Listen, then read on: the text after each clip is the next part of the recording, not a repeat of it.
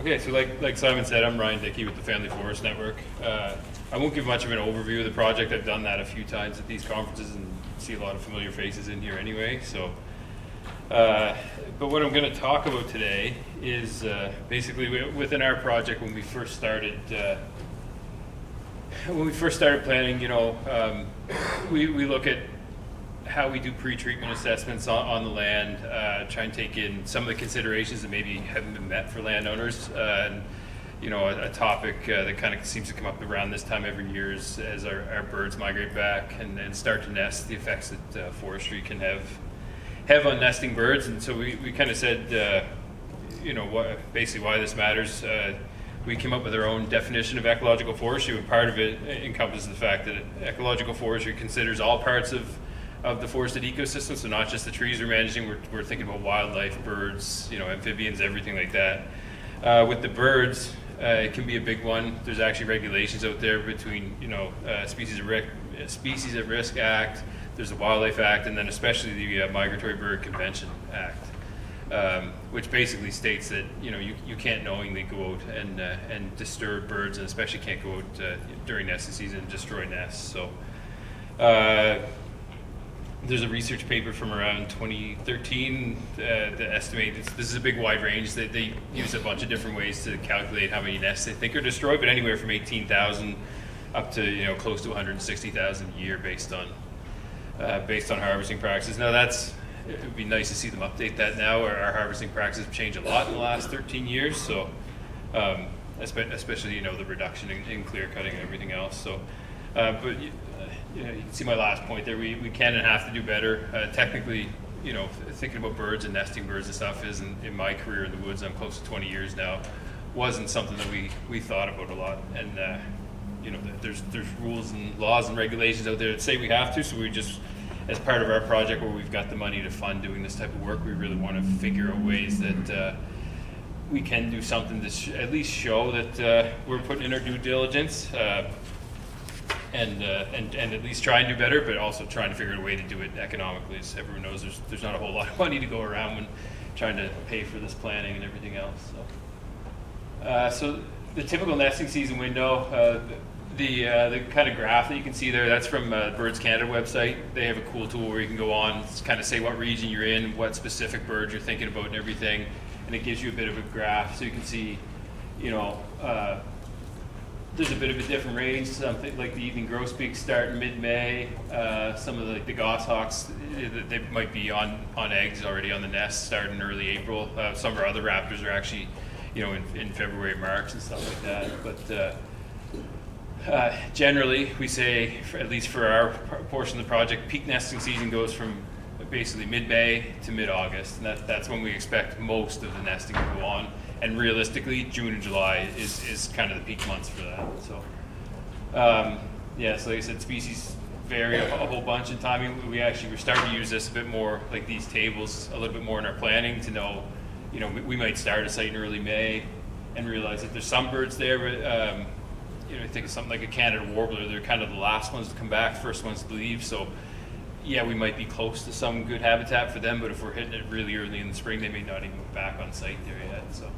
So basically, harvest timing and site selection also a really critical one. We don't have a lot of information around site selection, but in part of our planning, one of the things we've said is an easy one is, I've got some woodlots that we're planning some work on maybe this summer, but it'll be late summer because they're older, multi-age sites right next to a lake, everything else. There's just so many things that are screaming at you saying this is a high biodiversity value site. It's probably not even worth our time to go put recording units up and figure out what's there for birds, because we just expect there's probably going to be something, like a high degree of diversity in bird species there. So this is kind of a boring slide. I'll breeze through it a little bit. I took this right from, all of this is based on, we actually create technical notes in the project as we develop new tools and everything. So this is technical note 6 on our operational protocol, and it's on our website, which is just familyforestnetwork.ca if anybody wants to read it. Basically, we have kind of a 5-step process. The first one, and this is true for working within nesting season, but also outside of it, any sites that come in, I'll create a map or really just send the property ID number to our colleagues at the Mersey Tobeatic Research Institute. So they have access to data, I think from DNR and definitely from Atlantic the Conservation Data Center, so they can actually see, like, species at risk data isn't publicly available. We don't want everyone to know where to go find these rare species, but they can see that. So for every site that we submit it to them. They can tell us if there's anything both on the site or close by. We can look at things like, oftentimes we'll find black ash close by, but we're working on, an upland, fairly dry hardwood site or something like that. It's, sure there might be black ash there, but we're not even remotely in the right suitable habitat for them. So, but once we clear everything with that one, the next step would be to go out. We'll do kind of a recce walk just to check the site, and then start our pre-treatment assessment work. If it's a site that we think we're going to work during the summer, during nesting season, we'll usually try and delay our pre-treatment work until birds are there, just because, like I said, it can be, and I'll explain a little bit more about like how we do the actual field work. We've got recorders and everything we put up, but if you can get out on the site when the birds are there and identify some of these rare bird species by ear, it becomes easy. I don't have to spend a bunch of extra time doing field work. I know that they're there. I know that we're going to defer that site until later on. So we do our pre-treatment assessment work. If from that and we determine that we don't think there's anything there, or I haven't heard anything, like we always expect to find like chickadees or something like that. That's very, very common. But if I don't hear anything rare, and we think we're going to work in the summertime, we go to a field, we'll have a field staff member go out, and we actually have ARUs, or automated recording units, for the birds. So we'll actually deploy those, kind of how many depends on how big the site is, but we'll put those out. And basically what they do is they turn on for a couple hours in the morning, right, like around 4 o'clock in the morning, right when the dawn chorus will start, and then they come back on for just a couple hours at dusk too. That's the most common time for the birds to sing, so best chance to get some recording. So they turn on for, I can't remember how long it is. It's like they'll turn on for 30 seconds, and then they're off for a couple minutes, and they turn back on and off. So we get, there's, on a site where we can deploy them for 2 or 3 weeks, you'll have hundreds of thousands of records to comb through. So we do that. Step 4, we'll actually go through and confirm the birds in the area. So we use software called BirdNet. It's basically the same thing. If anyone uses the Merlin app, we use Merlin constantly in the field. It's I'm a amateur birder. I'm not great, but I'm not terrible at it either. But there's a lot of species to know. So we use the Merlin app, and basically the database that they use for that is based off of BirdNet. So all the recordings we can get from that, we actually run it through. It automatically identifies a lot of them, and gives you a confidence rating too. So like I said, it'll pick up American robins, chickadees, things like that. I don't need to go back through and listen to those ones, but we can sort it by species and actually see what some of the rare species of birds are there. And so then, I sit in my office with my headphones on and listen and try and confirm that those bird species are there. So, and then step 5 is if we think we're going to go ahead with the harvest, we make sure the landowner knows. I'll usually talk to the contractors, maybe give them a little information card about the species that we might be concerned about there.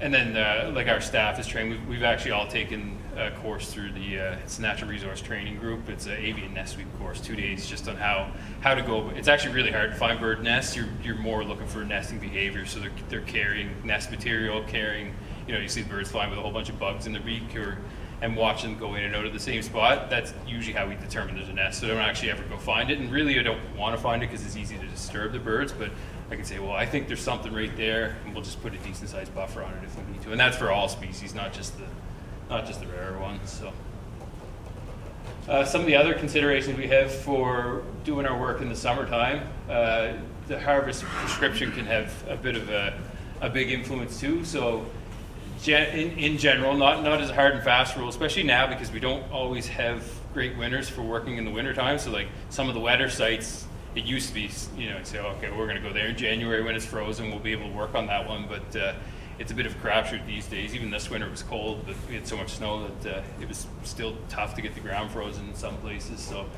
but as a general rule, we've said we'll only do gap-based harvesting, or it's our goal to only do gap-based harvesting in the summertime. So you can actually see it in the photo. So everything this is down kind of south of Kedgie Park. It's just a screenshot I grabbed. I don't know if it's on private or crown or what, but you can see On the left, that's kind of a commercial thinning. They go through, they basically touch every part of that stand. It's kind of uniform. So, you know, if there's birds nesting there, there's a really high likelihood that they're going to be disturbed in that one. Versus when you look on the right side of the screen, there's small patches cut there. It's actually a higher level of disturbance, but it's concentrated in certain areas. So like most of our gap-based harvesting is kind of 40% of the land base by area or less. So, you know, by theory in those ones, 60% of that site isn't really going to be touched. Now there's still noise disturbance and everything else, but a better chance that we won't necessarily disturb any of those birds. And we even work with the contractors on, you know, especially during nesting season, trying to follow all your trees into the gap, not outside of it or anything like that. So that's our big preference. The other thing is, like I said, we go before the harvest starts and actually do kind of a nest walk where we're watching for nesting behavior. And I was the one that trialed it the first year we did this. And I had basically 0% confidence on the sites that are kind of a continuous treatment. We're going to touch the entire site. It's just so much land to look at versus the gaps. They're 0.2 hectares or less. It's fairly easy to say, okay, well, this is where there's going to be a gap. I can just kind of sit right in the middle of it and watch everything around. You know, I'll hang out there for 10 minutes. Usually what I try and do is do it as I'm doing the layout. So a lot of times we'll actually flag our gaps and everything. So I'll be hanging my flagging tape, watching for birds. And then for 10 minutes or whatever, I'll just kind of hang out in the middle, turn Merlin on, see what's calling, watch to see if I can see any bird activity that, you know, in and out of one bush or flying to a specific tree or anything like that. So some of the technology we use, so on the top left, and if you want to see any of these, we actually have a couple sitting on our table. The top left there is the ARU. The version we have is it's called an audio moth, or pretty reasonable. It's kind of one of the most cost-effective ones. BirdNet's the app that we use for that. The other green device you can see there is a bird weather puck. I've heard a lot about them. I actually ordered one to try this year. That's one that I can put it on my cruising vest and it actually records the whole time I'm in the stand, so I don't have to use my phone for Merlin. And the nice one with that is they're actually GPS reference, so if you hear a bird at a certain time, you can go through and look on your track log and see exactly where you were standing when it recorded that bird song. So obviously we use Merlin. Raven's another one, so we run everything through BirdNet. Raven just helps with, it's easier to find like the exact time stamp if you're looking for a specific bird or anything. And you can also see in the recording, there's kind of a pattern every time the birds call, so you can start to pick that up if you have an eye for it. And then the Survey 123, we've actually built our own, through Esri, like our mapping software. They have field apps, so we've built our own form that we can fill out in the field on like we're a tablet or on your phone or anything. So the ARU deployment, you can see, so the white dots, there's actually a white dot with a little bird in it. I think it has a bullseye on it. I probably picked the wrong, we're not hunting them, but I wanted one with a bird on it. I picked it, yeah. So that's roughly where we would put the ARUs. The red line is essentially a 100-meter radius. So there's not perfect values for that, but from everyone we've talked to that's used them, you know, like these have been used on the Medway Community Forest has used these sums. MTRI had a whole bunch of these, and they've done some research work with them anyway. And the consensus is roughly 100 meters, but it can depend. If you've got a fairly simple site, not much of an understory or anything, obviously you're going to hear a bird call from further away. If it's multi-aged and everything else, it might be shorter. So, but we just run with 100 meters, try and space them out as best we can. It can become difficult because we use that. The black lines are probably hard to see there, but we mostly are just covering that harvest site. Sometimes you get weird corners, and we try to be careful where we don't want to pick up too much bird call from outside of the stand we're working in, because it might be a completely different habitat, and we're going to get weird bird call in there that maybe don't make sense. So yeah, usually we do that. Try and place them in areas that are relatively free of obstructions, get them up high so that you're not blocked by understory vegetation and everything, and then also mark the location with the GPS. I've spent an hour or two looking for one ARU that I put out 3 weeks ago and can't remember the exact tree, and they're green, so they're hard to see too. So yeah, usually try and make sure we have it marked really well too. There you go. So some of the other field practices. We use obviously a combination of audio, visual, and ID of birds, just to get an ID. In our pre-treatment assessment form, every time we do a plot, we do 1 plot per hectare on our harvest sites. The last portion of the pre-treatment assessment form is actually for birds, so usually while we're standing there doing the work, like I said, I use an iPad for my field collection, but I have my phone too, so I'll just set my phone somewhere, turn Merlin on, and then at the end of it, I can actually either upload that data file right to the form, or enter all of the birds that I've heard into it. So we have that data for every spot we go to, and then we actually will do it kind of regardless of time of year. When we do our post-harvest data collection, we'll do that again. So yeah, we'll use Merlin or the bird. I'm going to trial that bird weather puck this year as often as possible. Like I said, even it's, there's 100 and something species of birds to know, and I'm usually pretty good by the end of the summer, and then at this time of year I realize I forget the 50 that I learned last year. So yeah, obviously document them. We always watch it for old nests. So this one's a good example. This is on a friend of mine's woodlot. That's a goshawk nest, and I say it's, we have field cards. It's important to know your regulations.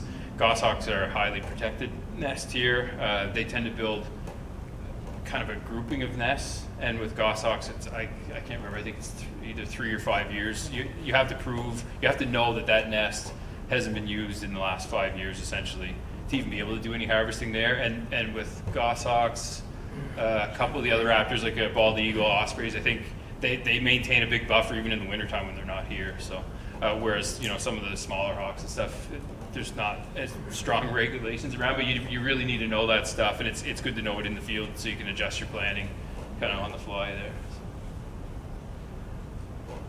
So our results so far, basically our protocol, we weren't really sure what to do. We started out with what we kind of knew was fairly strict rules for us.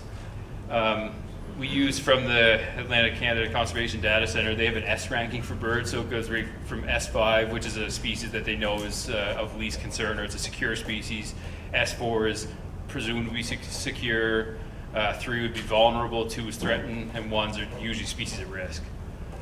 So what we essentially said is any site, no matter what, if we get S1 through S3, automatic deferral. We're not going to do anything on those sites. But what we ran into is last year was the first year we really did a whole bunch of this. 13 of the 14 sites I wanted to work last summer had S3 species at least on them, and we automatically deferred those sites, which is, in terms of trying to get work done, that's not practical. It's one of the questions I've got a few times talking about this one is, why don't we just have a singing season, just shut down and don't do anything in the summertime?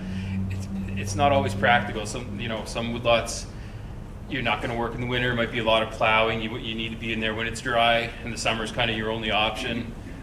Mills need wood, and my biggest argument for it usually is that, we could shut down. I could say, no, we're not going to do any operations in the summertime. My contractors aren't going to stop working. They're going to go work somewhere else. So my argument for it, or the way I justify it to myself, is that at least if they're working for me, I know I've been out, I've used this protocol. Every time I go visit them, I'm watching for birds and everything else. And there's no way we're not going to have some type of effect on birds on the lot, but we're trying to mitigate it and reduce it as much as we possibly can. And that's the only thing you can do.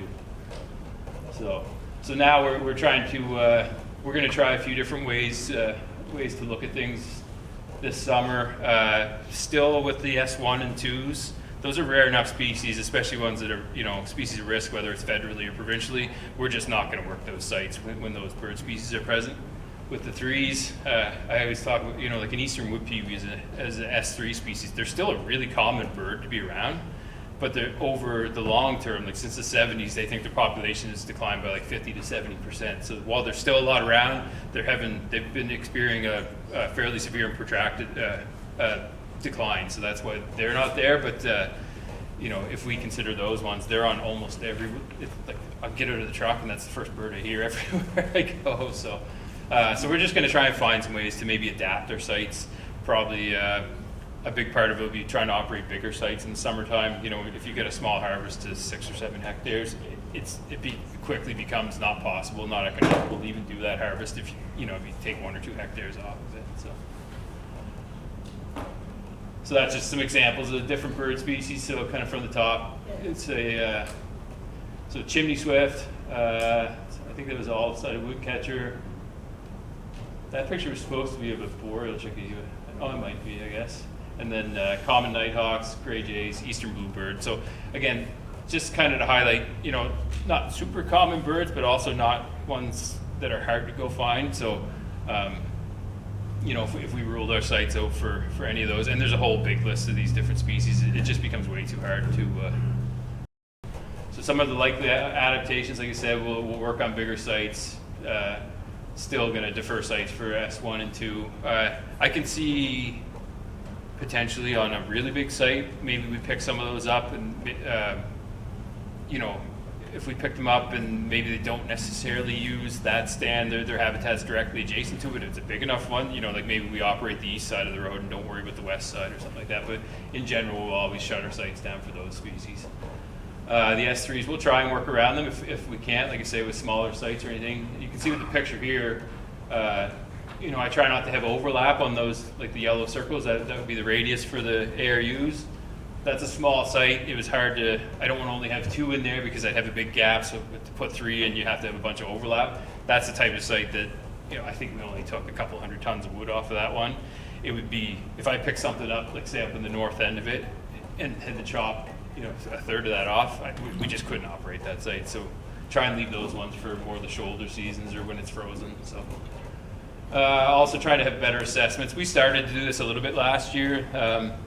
We were looking, one of the sites that we actually did get operated kind of towards the end of bird season was a mixed like hemlock hardwood type site, and we were picking up species like a chestnut-sided warbler. There was a couple different warblers, and they were S3s, and it's like, we're going to have to defer this. But when I got looking at their habitat, they're actually species that prefer or only will breed in more boreal type forests, and there was a big black spruce plantation, black and white spruce plantation right next to that site.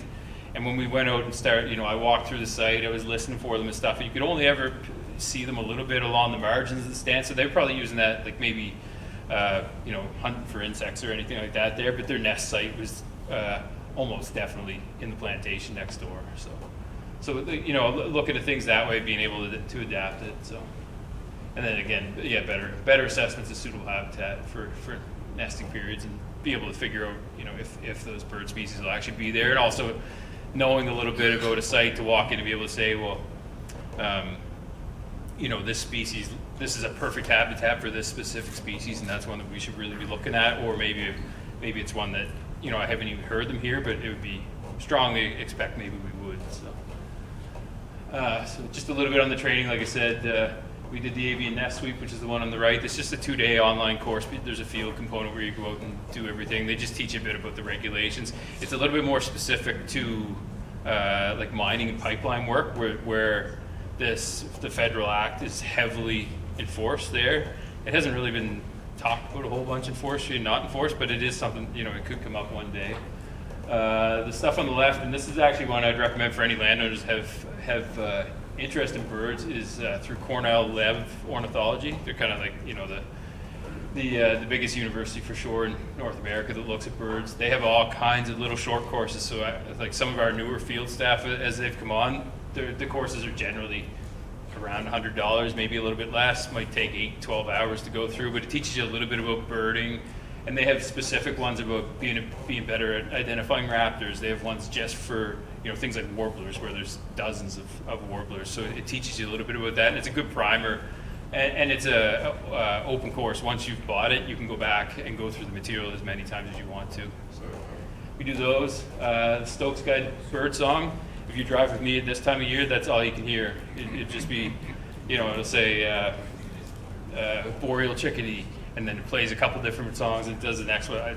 It's like I say, I've got a forgetful brain, so I got to relearn all the birds every year. I might pick up 1 or 2, and that's about it. So a little bit about cost. We get a bunch of questions. We don't have great ideas on cost yet because, like I said, we've more been just developing this right now. The audio moths are close to $175 a piece to buy. If you could have a big group, like within the landowner groups or a couple landowners that are interested in them, the more you buy, you get a better discount on them. We base a lot of our costs on day rates, so like $450 a day, half day would be $225. It doesn't really take entirely half a day, and ideally, like I said, we'll try and put out our audio moths at the same time we're doing layout work or doing some work on the site. But if I had to just drive out to put them up, you know, it would be at least a half-day charge for those, another half-day for pulling them down. And then the big one, depending on how big a site it is, how many records you have, it can take a long time to process all the data. Now, some of it you do in the background, like you have to get everything downloaded, run it through BirdNet. It can take a long time to put all those records through BirdNet and everything. So usually I can get that started, and while that's working, I'll be working on, you know, harvest plans, doing anything else on the computer. But when it comes back, you can sort it, start ruling out, you know, like you'll have times with robins, chickadees, the really, really common ones, you'll have 15,000 records of them on site over 2 weeks. So I don't need to listen to those to confirm they're there because I expect that they're on site anyway. But so I'll look at it and pull out all the different records of the rare species, and then have to actually, you know, click on each recording, listen to it. A lot of times it does okay at picking them up, but a lot of times, you know, I had an upland site last year. I don't know if anyone knows what an American bittern sounds like, but it's a little bit of a weird sound. It almost sounds like big drops of water going in a bucket. And every time it rained on that site, I would get like 5,000 records of American bittern, but it was drops of water dropping and hitting the recorder. So, but that slows you down though, because it says it hears them, and sometimes it gives you a confidence rating. So we say anything over 85%, and sometimes it'd be like 98%. That's what it is. I was like, that doesn't make sense, but I have to listen to it just in case there's some, you know, birds are weird. They're not always as predictable as you'd like. So we have those, and then also mileage on top. So like, you know, for a decent sized site, you're talking over $1,000 to do this stuff, and it's not a funded thing or anything like that. And like I said, there's not always a lot of stumpage money or money to go around. But it's to me, it's a cost I think we need to pay if we're going to work in the summertime. So then some other future projects. None of these are really in the works or anything. It's just stuff that I sit around and dream up all the time and mention to everyone as often as I can. But some of them we are doing. I'm actually working on field cards. We're building like a bit of a cruiser's companion type thing. So field cards on some of the essential birds, and especially for raptors or anything, it'll have the regulations for them right on top of it. Also, like information on where you'd be watching for them. So you might hear one and not know if it nests up in the top of the trees or if it's a ground nest or anything. So some information like that. Love to do a civiculture for Nova Scotia birds manual. So that one on the right, forestry for Maine birds. This has been going on a whole bunch in the States in the last decade. All the different Audubon societies down there. So like they have one for Maine, Pennsylvania, New York, all kinds. I think they've been doing Minnesota. I've seen some for out west and everything too. So it's not like completely different treatments or anything. Just ways to, you know, if we know that we're going to go and do gap-based harvest, it might give some recommendations on in this forest type. You know, you might expect these bird species, and there's a few things maybe you could do to improve habitat while you're doing the harvesting work. And then also for FEC interpretations. That's why we've been trying to collect the data on every site, so we know what the forest ecosystem classification is for every site, and we're collecting data on the birds just to start building a bit of a database, because it'd be nice to be able to go through and say, okay, well, if in Cape Breton I've got a tolerant hardwood 8, which would be like a yellow birch, red maple type site, these are birds that are commonly seen there, and it just gives you a better idea of knowing what to look for. We're hopefully considering some LiDAR, like drone-mounted LiDAR projects. I know with Cindy Stacer's done some work with PHP on actually assessing habitat with LiDAR. If you want to talk about that, go bug Evan at our table. He'll talk your ear off for the rest of the day. But they've come up with newer sensors and getting really, really good data from LiDAR now, and they think there's ways that you can kind of predict habitat and stuff like that too. So, and then also eventually having some training events for forest professionals. You know, it'd be nice to have a birding for foresters type event, but also training for landowners and land stewards. Someday it'd be nice through all the landowner groups and stuff to buy a whole bunch of these ARUs and have landowners able to come. That's one really good way to cut down on costs, is if you as a landowner could come, I'll make you a map, show you where to put everything. You can go put your ARUs up by yourself, take them down by yourself, and then just get them back to somebody else. That would cut quite a bit of the cost for doing this type of work. So that was the end of it. If you got questions, to take them now, or I'll be here for the rest of the day, just out at the table and everything. So.